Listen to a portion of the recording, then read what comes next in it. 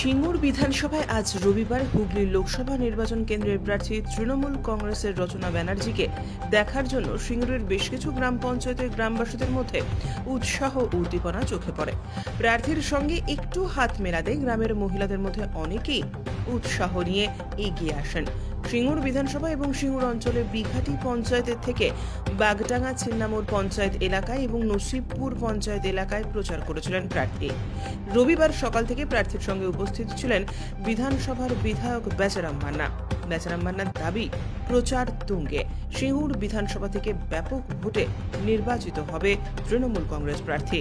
এটা কি ওরা নিজেরাই করে, আর নিজেরাই করার পরে অপর দলকে বলে দেয় তারা করেছে, মানে জাস্ট একটা গোষ্ঠীদ্বন্দ্ব ঝামেলা করার জন্য এবং একে অপরের সাথে লড়াই করিয়ে দেওয়ার জন্য নিজেরাই ছিটছে, নিজেরাই আবার বলছে যে টিএমসি করেছে। এটা ঠিক নয়। নিজেদের যে জিনিসটা নিজেদের মধ্যে রাখাটা বাঞ্ছনীয়, কারণ আমাদের দল থেকে কোনো ছেলেরা সেরকম নয় যে অপর দলের পোস্টার ছিঁড়ে দেবে, এরকম করবে, কোনো দরকার নেই তাদের। তারা নিজেদের পোস্টার লাগানো নিয়েই ব্যস্ত।